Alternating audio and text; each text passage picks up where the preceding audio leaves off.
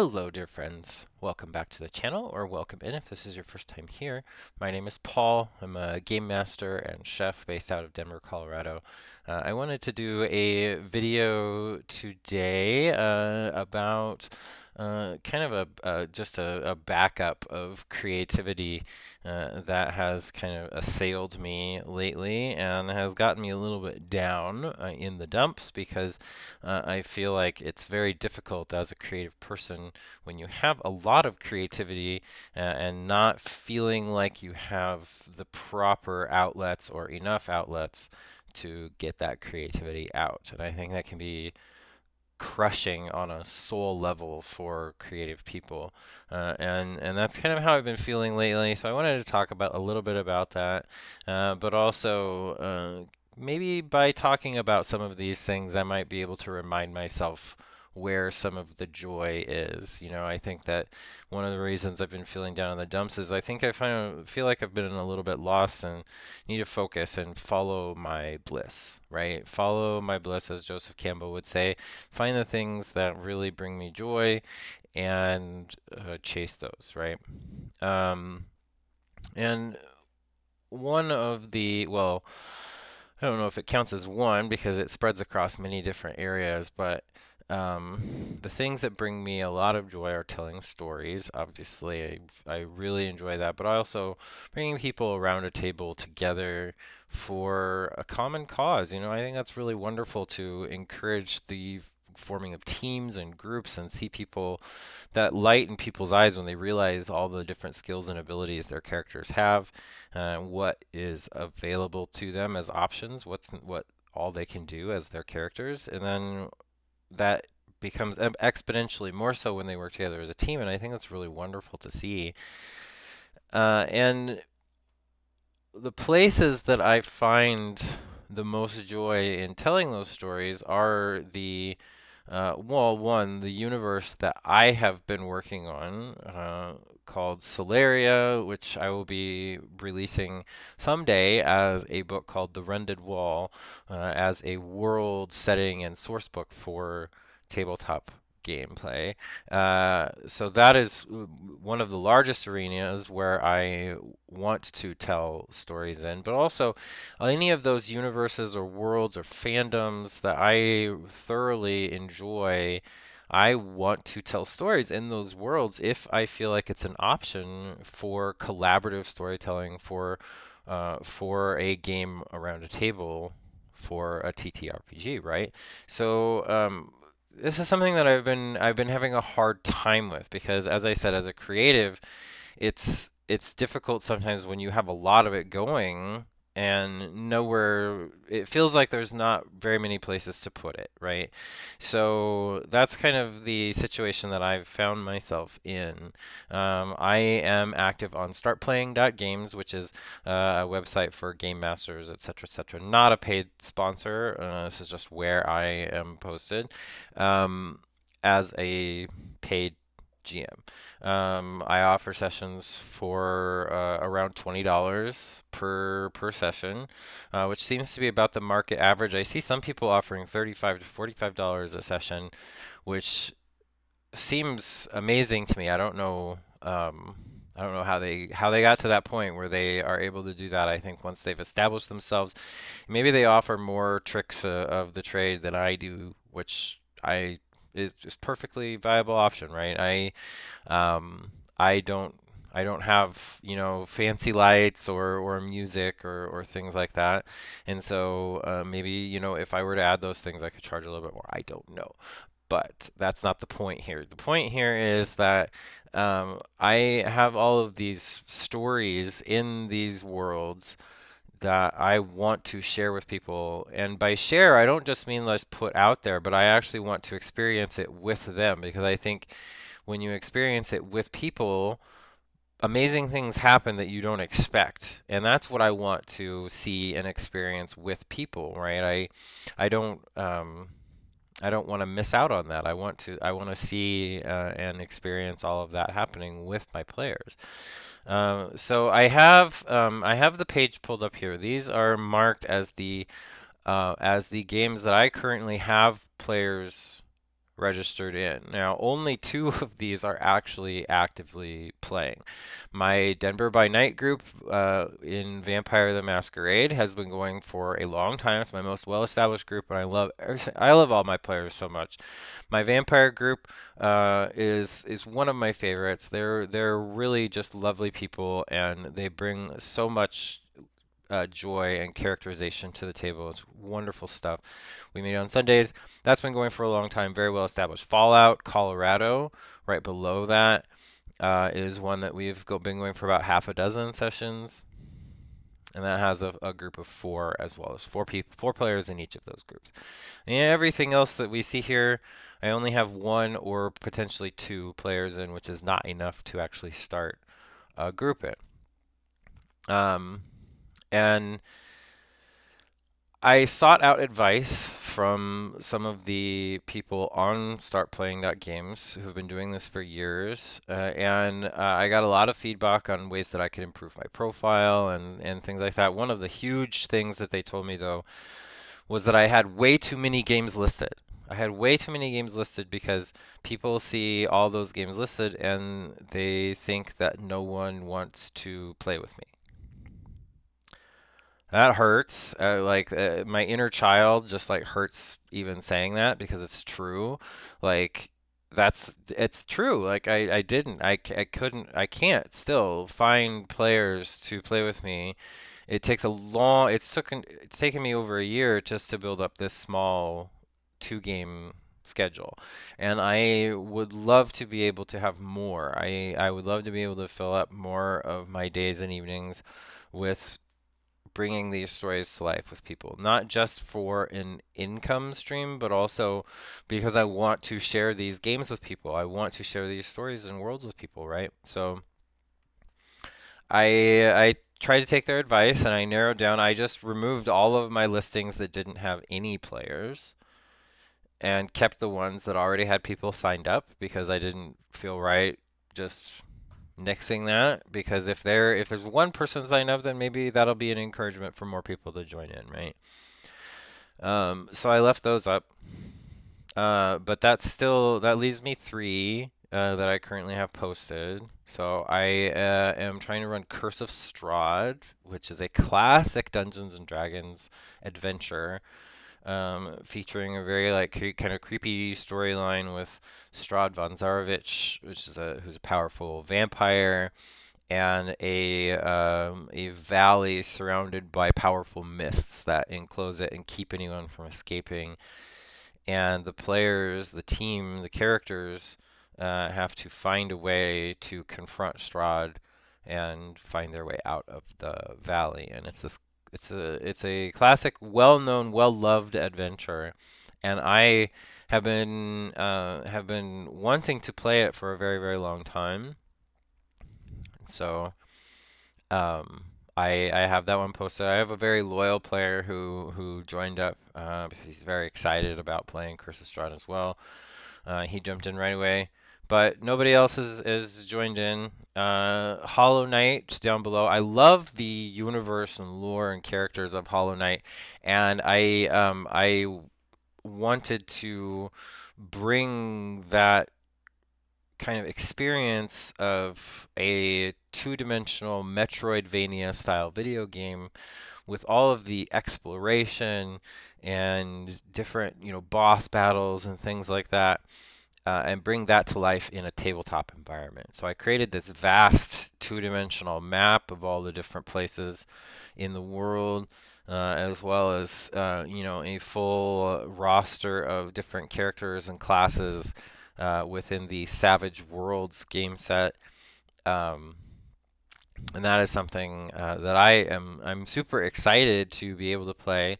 I do have one person signed up for that, and then two people down below at the very bottom for the Arcturus Relic Hunter Society, which is a pulp Cthulhu story set in the 1920s with paranormal investigators going on globe-trotting assignments around the world looking for valuable magical historical relics. So they would be going to all kinds of places in 1926, so kind of in the middle of the Roaring Twenties, and explore tombs and caves, just Indiana Jones style, but with, some insane cults and cosmic horror thrown in to really bring out the Cthulhu kind of mythos in that too. So these are just the stories that I have posted right now. But coming back to my original topic where I'm talking about that kind of creative backup or backlog, I want to uncheck the ones for having adventures and show you all the ones that I either had posted or was working on posting because I have full stories, full campaigns written up for all of these and just was getting no response. So it's just, I think that's being very vulnerable. It's very frustrating and disheartening and discouraging to kind of want to share this with people and just get so little feedback and so little seeming interest or anything. It makes it definitely. I mean, just to be again to be very vulnerable makes you feel very unseen and unwanted on a very grand scale. Like there's something about me and what I want to bring into the world that just doesn't seem to interest people, and that's rough. These are the ones that I have listed up. Oh, I don't have them listed. I took them off because the advice was that I had too many and I seemed desperate. And so I just have a few listed now. But these are the ones. A caravan to Karator. This is one that I'm kind of developing right now because Karator is this in the Forgotten Realms universe of Dungeons and Dragons is in the kind of the eastern continent, and it is based on a variety of different Asian cultures and kind of inspired by a lot of those, as well as having a very unique kind of magic system or belief system with their deities and kind of how all of that works in that part of the world. People are very familiar with Faerun, the Sword Coast. I mean, that's where a lot of Dungeons and Dragons adventures take place. So this is way halfway around the world from that, and something that I want to develop into um, an exploration of these cultures, um, while also being um, as respectful and as respectful as possible towards the cultures that inspired them. I recognize that with my own personal background, telling an Asian-inspired story is a sensitive topic, and I want to be sensitive to those topics. And so, this is something that I'm trying to approach as carefully and respectfully as I can, to make sure that everything is I don't know, properly recognizing and giving credit to the amazing cultures that we often don't think about in Western society, that we don't often think about some of the nuances within those societies that I think are really wonderful. I have a couple of other Fallout campaigns written up, one for Japan and one for Australia. Um, I wanted to show this is something, okay, like I said at the beginning of the video, maybe by talking about some of the things that bring me joy, I can inspire a little bit more joy just kind of in myself, right? And this is something that is really big for me. Anybody that knows me knows that I love maps.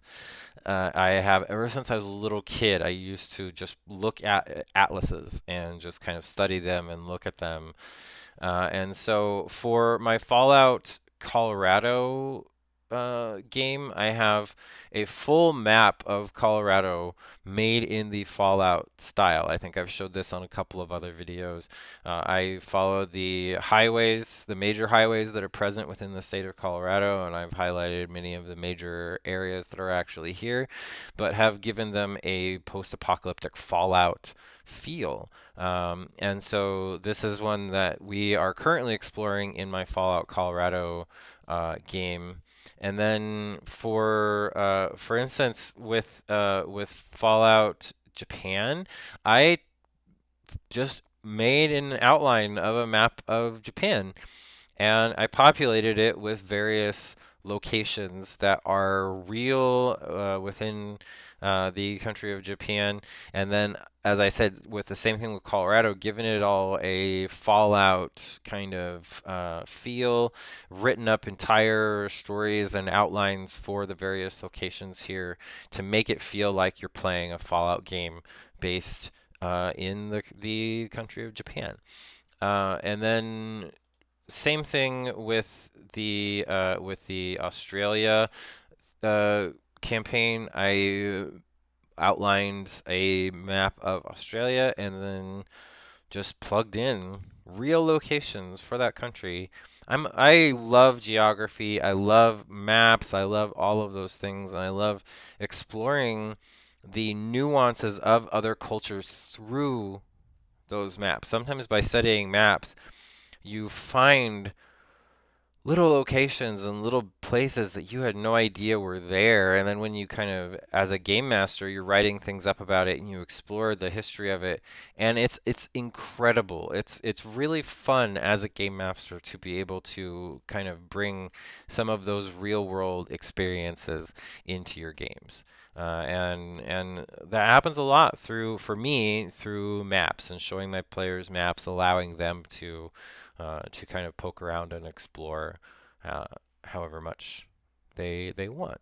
Um, how we do things downtown is a Ghostbusters inspired is a Ghostbusters story. I wrote it to be set between the two films, and would explore the island of Manhattan as well as the surrounding boroughs of New York City in 1987, I believe was the year, which I found an amazing resource called I believe it's 80s.nyc, and it's a massive Google Maps kind of recreation of the city of New York in the 1980s when the current mayor of the city ordered street level photographs of almost every piece of real estate in the city. And so you can kind of pinpoint an address and it'll pull up a photograph of what that building looked like in the 1980s. And it's an amazing resource for a Ghostbusters game. It's so cool, so cool, and that's one of those things I want to share with people. I want to be able to show them pictures of these places and be like, this is an actual picture of an actual place that now we, in our imaginations, are going to be able to explore in our game. Like that is one of the most awesome things to me. Um, the Last Wish of the Lantern King is a big Pathfinder story set in the world of Galarian. It involves a pact between a genie, a very powerful genie, and the trickster god of the universe or of the world who is called the Lantern King, and the players get swept up into this big plot. And then there lies his crown in Waterdeep. Would be playing with Dungeons and Dragons 5e rules, but in the Lord of the Rings universe, where we would be helping the last descendant of Durin the Deathless, who is the king of the dwarves living in the Lonely Mountain. He would be marching south west to the mines of Moria, all the while gathering his allies from the various lands around in order to march his armies on the mines of Moria and retake them from the powers of the shadow. And so just a really cool, really cool Lord of the Rings story. Really good stuff. And then the Rended Wall. The Rended Wall is my world that I've been writing for like 30 plus years, and is something that I am dying to share with people. I have a playtested group now of 8 people that have been playing a campaign for over 2 years in the world of Solaria. And I have gotten nothing but positive feedback, which has been very encouraging to me. But I would love to be able to share with more than just 8 people. I would be able to share it with 80 or 800 or 8,000 even, if I'm talking big, like it would be so amazing to be able to reach more people with this world that I've created and share it with them. And it just is crushing to try to post these things and get so little feedback and so little interest. And I recognize that I am not great at social media. I understand that. But it's also very disheartening then to get on social media and it seems like every other person in the TTRPG community, for instance on Threads, if you post something on TTRPG threads or go through other posts there, it seems like everybody there is just full schedule, so full schedule that they have to turn players away because they have so many games going. And they say, I just opened up a slot, a new time slot. We're accepting, 4 to 5 players. And then within 4 or 5 hours, I see another post from them that says, "Well, we filled all our slots. Thanks, everybody." And it's like, how does that happen? How does that happen? I don't. I'm having a hard time, and just discouraged at wanting to just play more games with people. It does. It definitely does hit a very childlike nerve, where you feel like you have a cool house and you have some fun toys, but nobody wants to come over and play. And I know people will argue like, well, then you shouldn't be charging. If you want people to just come over and play, you shouldn't be charging. And I get that. I get that. And that's definitely something that I have tried. I have tried posting them for free and I still can't get anybody to sign up. And I don't know if that's because they see it and they think, oh, he's just desperate for players. Why should I sign up if he's just desperate? It's like, well, the thing, I kind of am desperate. I'm desperate not just to share all of these things, but with just to have some more connection with people who are into the same things, who are interested in these universes and in these kinds of experiences, because that's like a core part of who I am, and I want to find my people. Like I'm trying to find my people, and I am having a really hard time doing that. So, if anybody is interested in playing a game with me, letting me be their DM, I would love an opportunity to do that. I would be honored to be able to play games with more people. I really would. And I don't know. I don't have much else to say about that. Uh, I'm struggling and would just really love to connect with more people who are like me. Yeah. This is where I'm at now. I would love to find more people in the Denver area who are wanting a Dinners and Dragons experience. Like that's something else that I am trying to kind of get off the ground, and I'm really struggling to find clients. And I know it's probably a lot of it is because people are losing their SNAP benefits. There's a lot of people struggling, and please, yes, give to your local food bank before you sign up for a Dinners and Dragons thing. Always. If we're in the situation that we are in as a society, like always help hungry people before you try and do anything that feels like a splurge or an extra, right? And I think that that's a hard thing because that's kind of what I'm doing. I am offering an extra to people with the Dinners and Dragons experience that it's a fancier meal, it's a home chef experience, and then it's a home GM experience. I would stay. I have maps. I have figurines. I have special dice for everybody, miniatures. That really just the whole D&D or tabletop experience. And it's really great for people that haven't played tabletop games before or just want to kind of do a fun birthday party or something like that. And I know it's hard for people to justify doing something like that, the state that we're in. So I get it.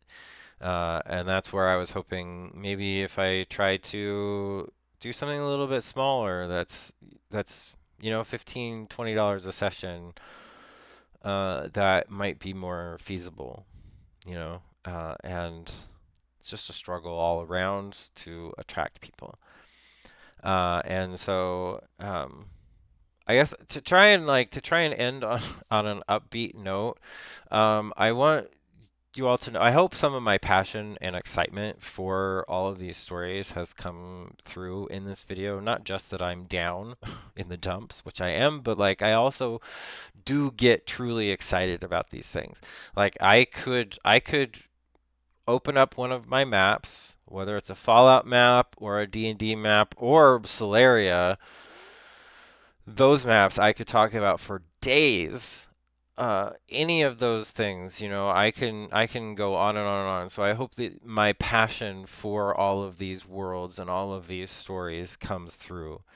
And I hope that if you are watching this and you're thinking, well, I'm not sure if I should have him as a GM, like please know that I bring a lot of that just excitement and joy for these worlds into my games. If you are a fan of these universals, you'll find a lot of Easter eggs and fun little things in there. But I also try to make it appealing for people who aren't as familiar and are just kind of stepping their foot in. Because I feel like I have a really good grasp of what makes a good kind of storyline, what makes for fun and exciting set pieces or moments within the game, and I try to give all of my players those moments to just like have those just uproarious great times at the table because I think that's what keeps people talking about it and remembering all of those moments, right? Make them memorable, make them joyous, make them fun, make them heroic. And I hope that all of that comes through in my videos too.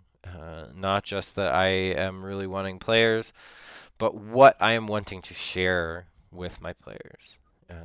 So I hope that that comes through. If you are still with me at this point, been almost half an hour. Thank you so much for hanging out with me. If you're still here and you are interested in signing up for a game, I will put all of my links down below, as well as please comment, like, subscribe if you have a moment to do that. It really helps me out. Appreciate you. Thank you so much for watching. I think that's all I've got for you all today. But we will see you around. See you soon. And y'all take care. Okay.